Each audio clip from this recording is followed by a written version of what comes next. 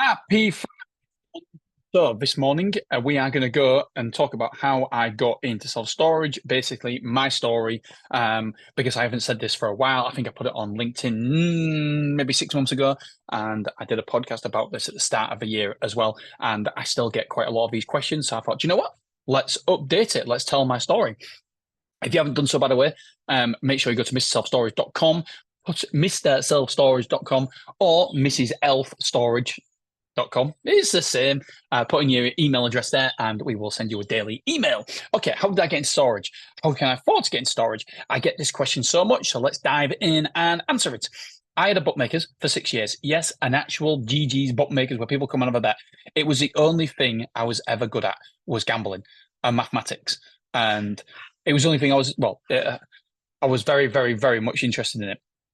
I used to twag school when I was a kid, and I used to because my house was very, very near Beverley Racecourse, and so on my school backed onto Beverley Racecourse. So I used to sit in class and science science block right next door to Beverley Race, see the horses go around. And I was like, this is rubbish in here. Anything's better than being out there. So I just twag school and went to Beverley Races. And I used to work with a bookmaker called Gary Alleman, and he used to get me to work for him. Basically, if he was going to twag school, I might have been learning stuff. So, because he was like, "Who is this young kid?" And back then, you could have a bet. You weren't supposed to, but you was allowed to bet. Who is this young kid who should be at school because he's all in his school uniform, but yet he's having a bet?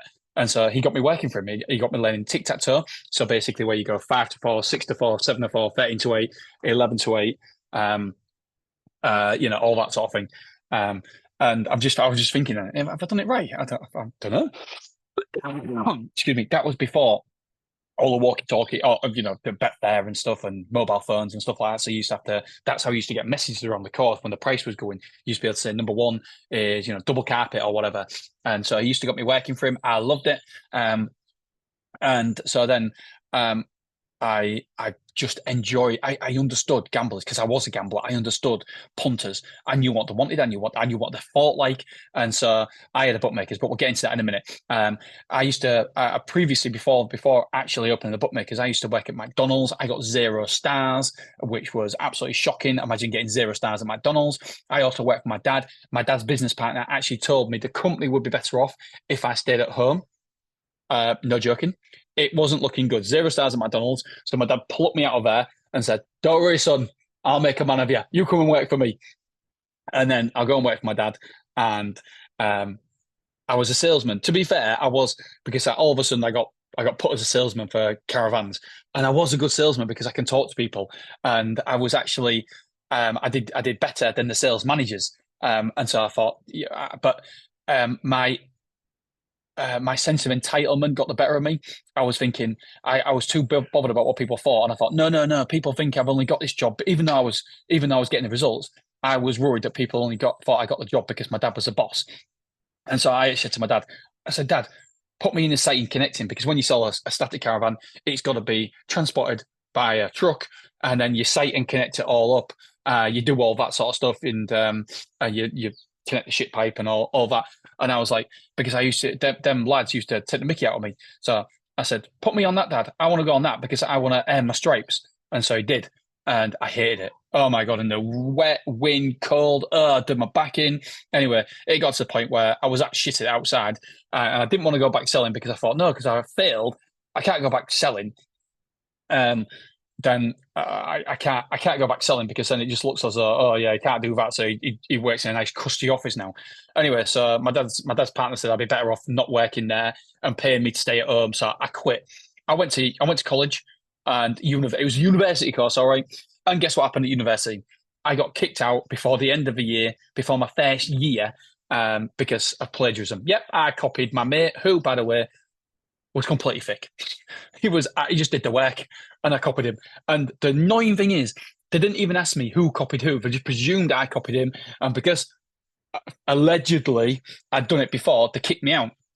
And I was like, well, this is rubbish. Don't tell mum and dad that I'm a complete failure. No stars at McDonald's. Paid to stay at home at my dad's work. Went to university, college, got kicked out.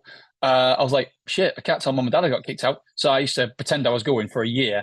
And I used to go David Lloyd and just sit there. And just David Lloyd gym got in great shape. But I used to just sit there thinking, well, what can I do here? Anyway, I got a job in a bookmakers called Andy Carr. And Andy Carr, then I was manager of a betting shop. I went around the country. I went around the country with him on courses, and I just understood racing. It was winner, winner, chicken dinner. I had a passion for everything. So I opened my own bookmakers. And before everybody asks, where did I get the money from that? Yeah, my dad massively helped me out for that. My dad's somebody who's worked in the council estate and then eventually sold his business for just over £1 million, 7 figures. So loads and loads and loads of respect for my dad, because then he's massively helped us kids out as well. So he helped me open a betting shop, which you wouldn't have put much money on me being successful, would you? I mean, my track record was absolutely shocking. But I understood bookmakers. I understood bookies. I understood punters. It was a perfect, perfect situation scenario. And the bookmakers was really successful. It was one of the best bookmakers in Hull. I ran it for 6 years, and I sold it in 2012. I could tell the marketplace and the internet was changing. The landscape was changing, and the bricks and mortar wasn't going to be where people bet anymore. Because I was a member of a football team on Sundays, we used to always look for a pub that was next to a betting shop. We changed that. We didn't do that anymore because I don't know if you can hear all them emails I'm getting through. Sorry. Because people used to bet on the mobile phone, and as soon as that happened, I was like, "Oh, my betting shop's going to be in trouble." Just take a swig of tea, and so I knew that could be a potential issue. And so what I did was I put it up for sale. But Corals, luckily for me, they was behind the times. They didn't understand. This is what sometimes companies are so big, they're so stupid. So never be afraid of a big company. Corals was still investing in bricks and mortar. I mean, a spotty-nosed 20-year-old, i.e. me, I think I was a 30, 2012, yeah, 31. I could have told you that bricks and mortar was not the future. Digital was the future. Oh no, Corals decided that they knew best, and they was going to invest in bricks and not invest in bricks and mortar. They was going to invest in so they were going to invest in bricks and mortar, not digital. Absolutely shocking. And by the way, this is a mistake. It's a monumental mistake that they are still paying for 10 years later. How much did I sell it for, I hear you ask? Well, I remember when I got the call. So I put it in the Racing Post for sale. And I remember I spoke to an agent, and the agent told me, you might get about 140 grand. I was like, I owe my dad 140 grand. I don't want 140 grand. I forget that. So I remember I put it in the Racing Post. I remember getting a call from I've got his name on my tip of my tongue, Jim Darrock.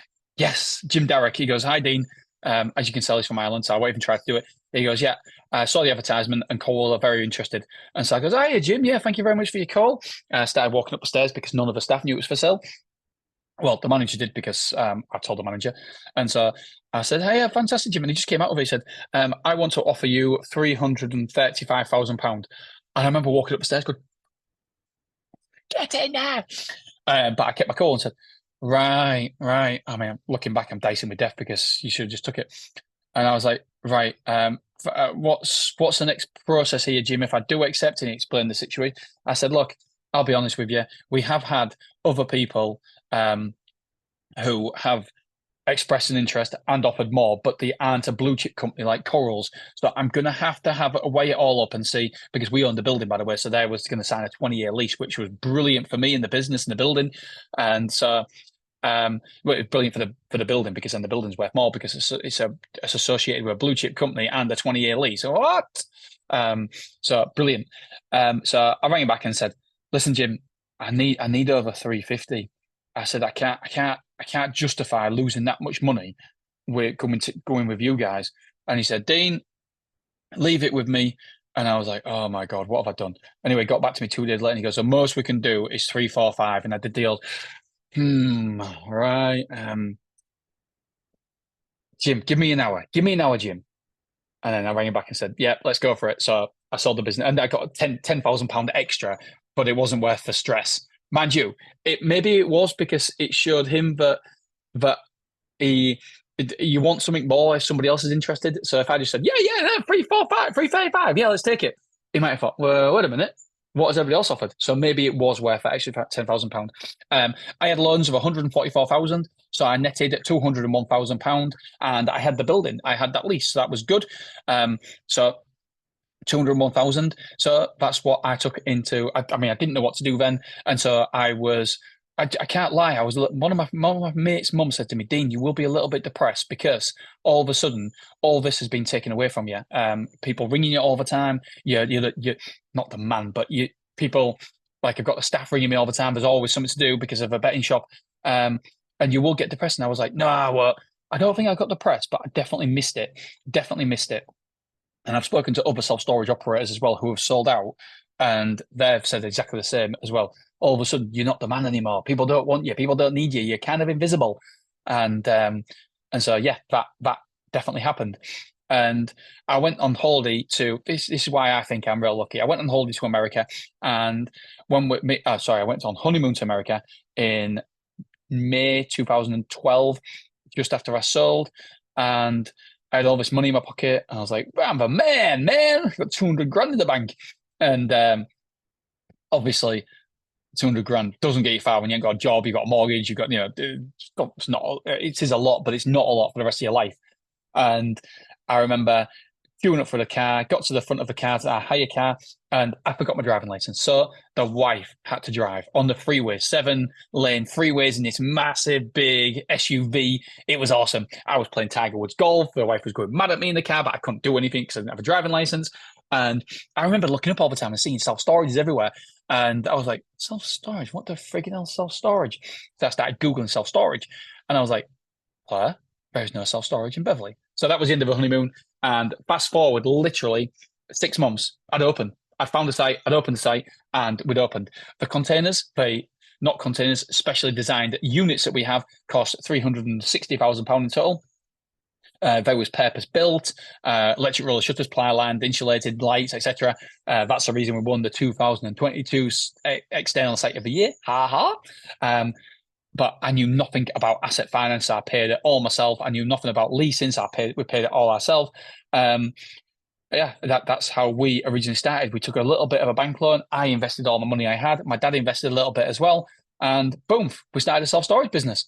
But like I said, we didn't know what we was doing. I had no idea about revenue management. I just saw the price in Hull. Why would I compare the price in Hull? And thought, you know what, I'm going to be £1 cheaper. £1 cheaper per unit. I basically copied Hull self-store. If you Google Hull self-store, you'll see some white units. I copied them, basically. I pretended to be a customer. I went in. I even copied the sizes. I had a 35 square foot, 75 square foot, and 80 square, 75 square foot. And that was it. Yeah, 35, 50, and 75. And I bought some containers as well and painted them green and black. So that is it. That's how we started. All right, my friends, I'm gonna have to go because I've got to get ready for meetings and pack to go on holiday. All right, so that's how I got in self-storage. Very, very, very lucky. One, because I've got an awesome set of parents who invest in me. Stupidly blind investment where there was no signs whatsoever that I would come good ever. And so I've got to remember that if my kids are not showing any signs, there could be late bloomers. Just, hopefully I'm getting better with age. Honestly, 10 years ago, I look back at what my thought process was, and I thought, what are you thinking? And now I'm like, what? Yeah, but what will I think when I'm 53? I'm gonna be like, Dean, you idiot! This, and this. And so my development has gone like a hockey stick. Where before it was like, I probably hang around with wrong people as well, and yeah. So I'm by the way, I'm in no way, shape, or form saying I'm successful. Well, yeah, I am actually, because success comes in many, many different forms, doesn't it? And it depends how you track your success. But I've got awesome kids, and I feel like that, for me, that was something I always dreamt of and wanted, and I wanted to be there for my kids, and I feel like I am. So that's success to me. Anyway, before I start blubbering on camera again, I'm going to get going. Right, I love you, I appreciate you, and I'll see you on Monday morning. Have a wonderful weekend. Ta-ra!